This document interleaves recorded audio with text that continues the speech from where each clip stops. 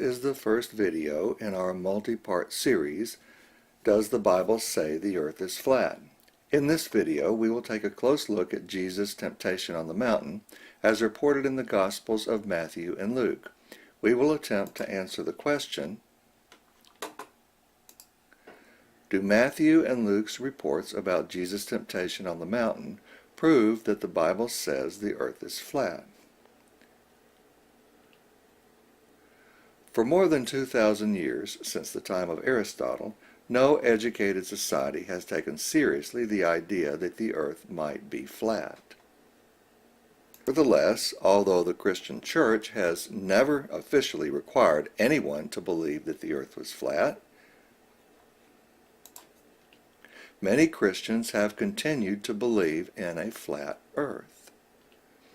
Where did they get this idea? Did they get it from the Bible? Did the Bible's writers believe in a flat earth? Most Christians say no, but some Christians have a different point of view. In the last couple of decades, a rapidly growing movement has emerged within conservative Christianity, claiming that the Bible teaches that the earth is as flat as a pancake. These conservative, Bible-believing Christians are well organized and have created many very professional-looking websites. This is just a partial list. They have also published many detailed, extensively documented, well-illustrated books, DVDs, and online videos. These are just a few of the ones that have been published in the past couple of decades. This has caused great distress among biblical creationists, who believe that the Christian God created the entire universe slightly more than 6,000 years ago, but also believe in a spherical earth. Why should this bother creationist Christians so much? Don't flat earth Christians have the same right to promote their interpretation of the Bible that creationist Christians do? Maybe creationist Christians are upset because flat earth Christians have borrowed many of their arguments and tactics from creationist Christians. Here are some of the main arguments that creationist Christians use to promote their beliefs. These arguments make just as much sense for flat earth Christianity as they do for creationist Christianity. But do flat earth Christians even have an argument? Does the Bible really say that the earth is flat? Surprisingly, flat earth Christians' biblical arguments are strong enough that Bible-believing Christians should really give them some serious thought. In this 6-video series, we will discuss 6 different Bible-based arguments for a flat earth. Each video will discuss a different argument. This video will discuss Jesus' temptation on the mountain.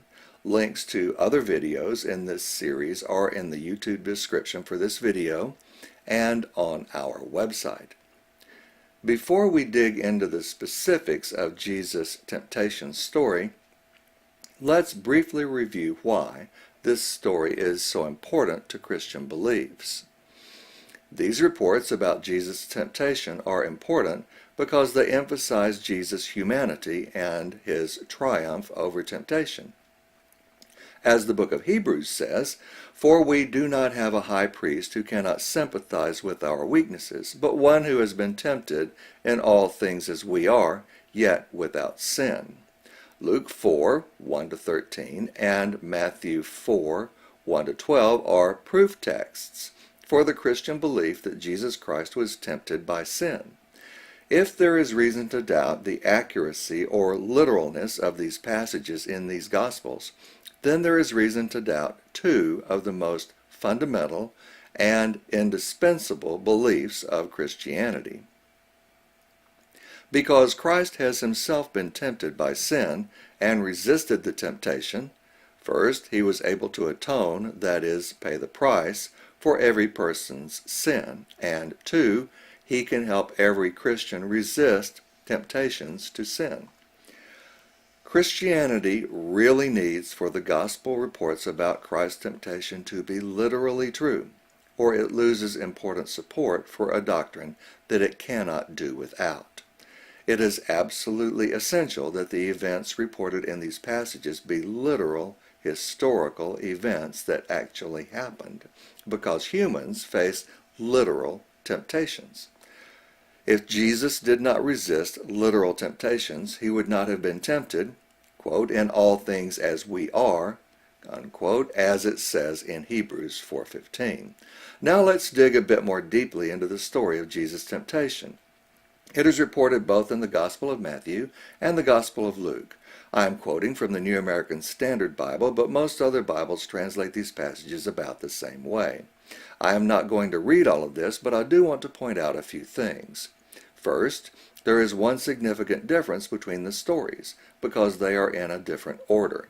Although the first temptation is with bread and hunger in both Gospels, in Matthew the second temptation is jumping off the top of the temple, and the third temptation is going up on a high mountain and worshiping the devil.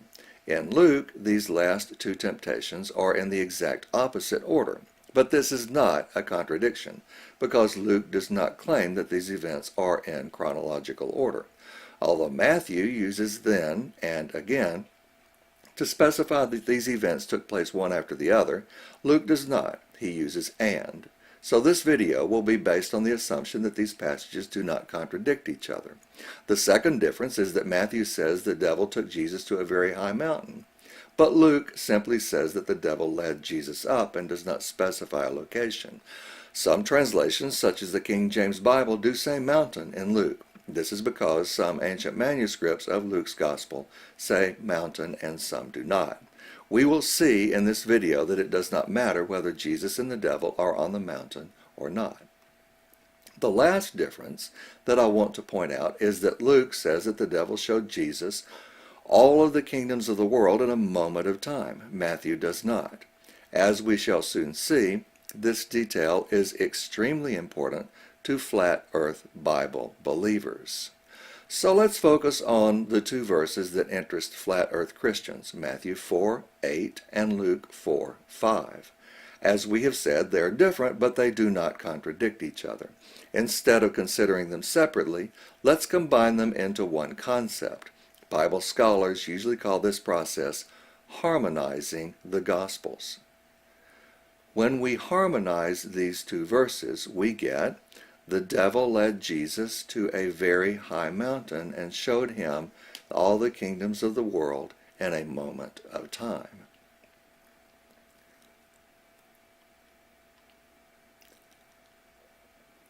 Notice two very important elements in these verses. First, Jesus and the devil were on a mountain that is in one place, in one location. Second, the devil showed Jesus all of the kingdoms of the world in a moment in time, that is, at one very short time. These statements in the Bible do not allow us to consider the possibility that Jesus and the devil went to multiple locations or took a long time to see everything.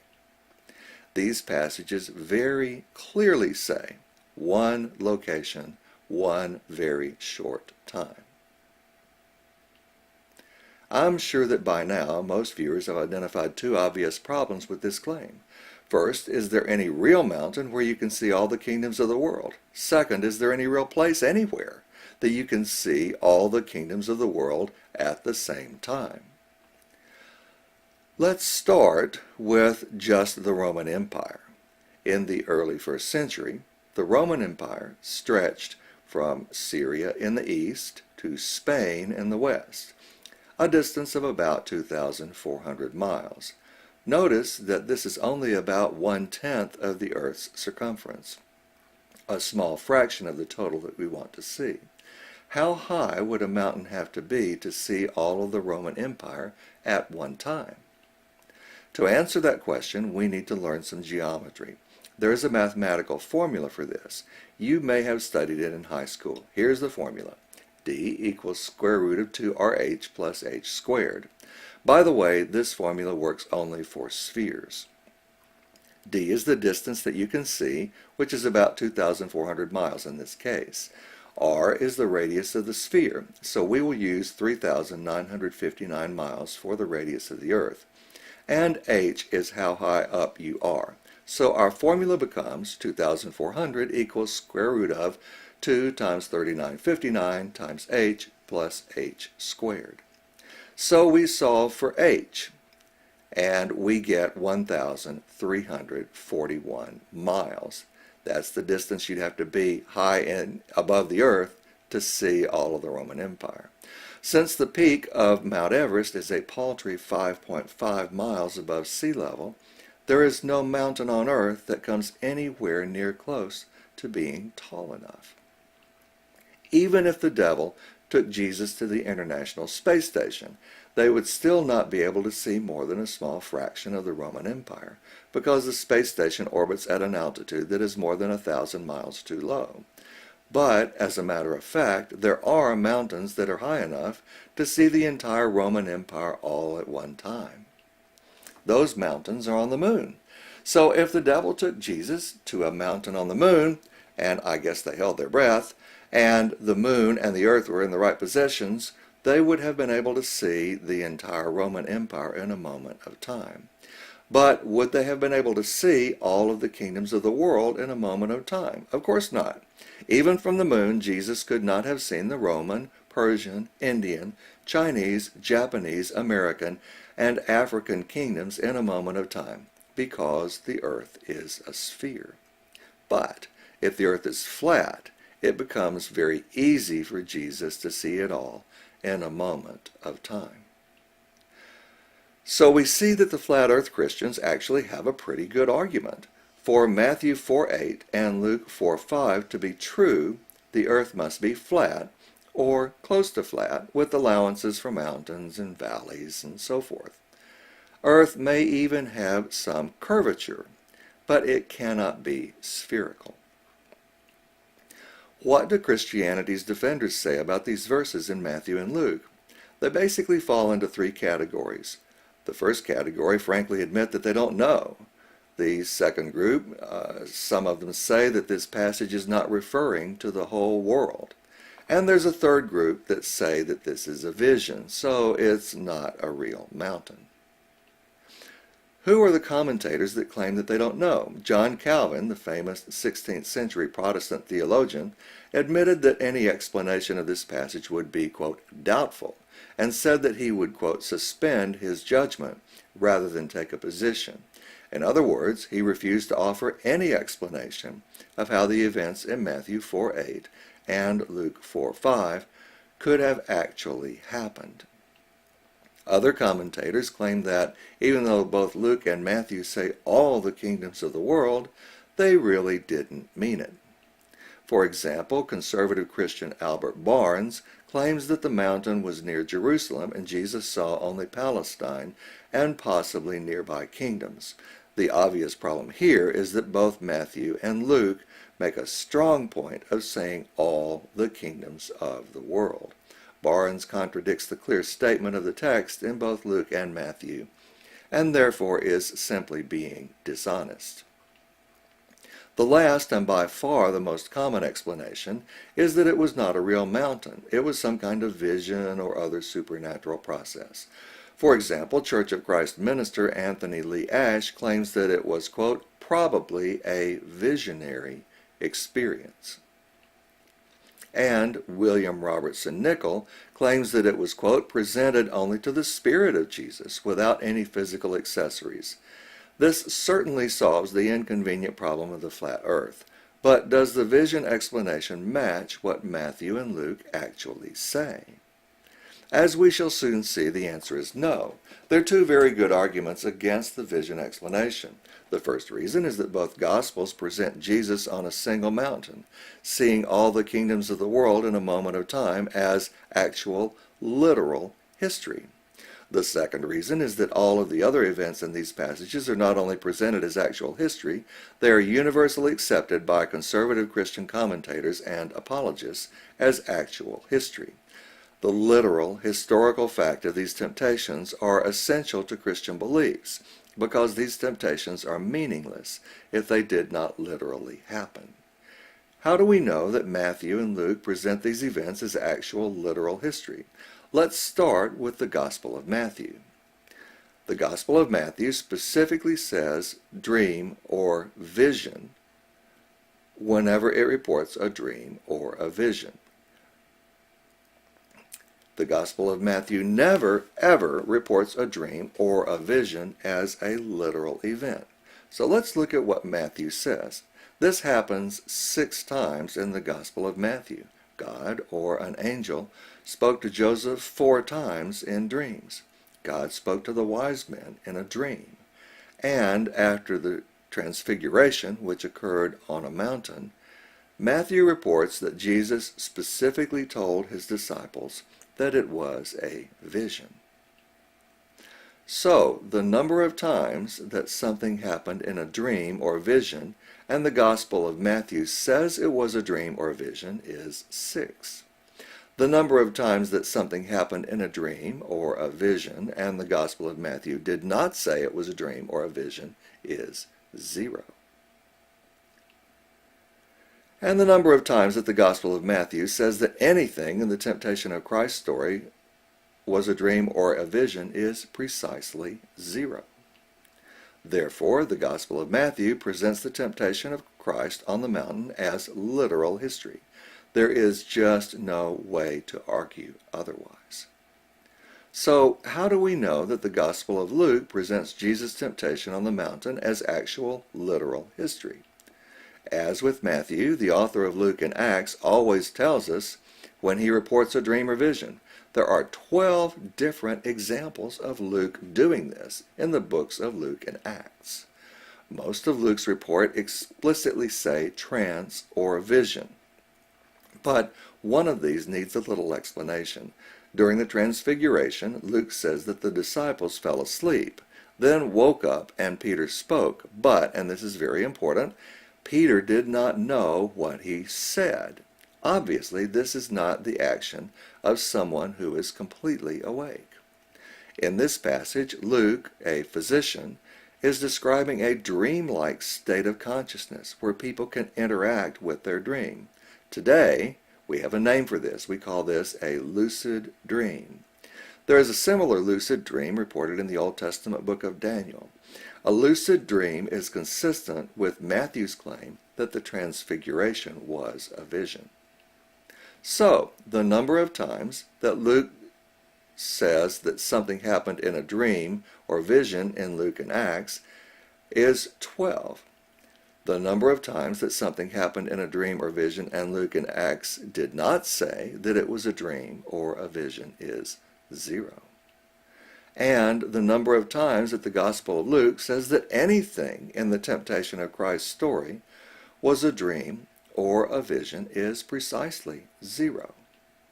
Therefore, the Gospel of Luke presents the temptation of Christ on the mountain as literal history. There is just no way to argue otherwise. In addition, all conservative Christian commentators and apologists, at least the ones we've been able to find, believe that Luke's and Matthew's reports about the temptation of Christ are completely literal, except they disagree about whether the mountain, viewing all the kingdoms of the world, or both, are non-literal. Let's take a look at the parts of the temptation story which all conservative Christians agree should be interpreted completely literally. These include Jesus, the Holy Spirit, the wilderness, the devil, temptation, fasting for 40 days and 40 nights, Jesus was hungry, the stones, Jesus answering the devil, the holy city, the temple, the angels, and the idea that the devil really could give Jesus all the kingdoms of the world. Now, let's look at the parts of the story that non-flat earth conservative Christians believe are not literal.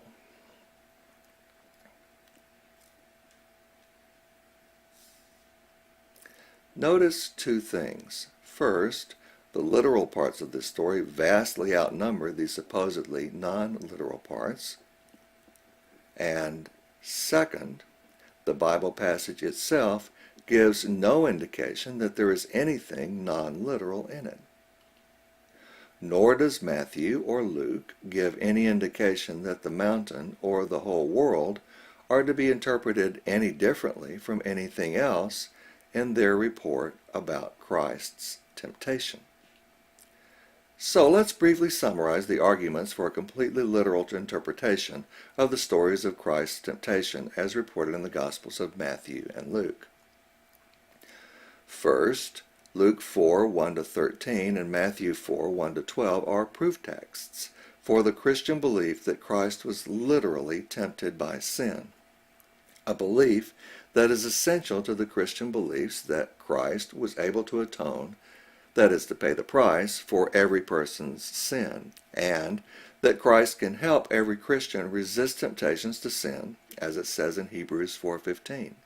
It is absolutely essential that the events reported in the passages be literal, historical events that actually happened, because humans face literal, actual temptations.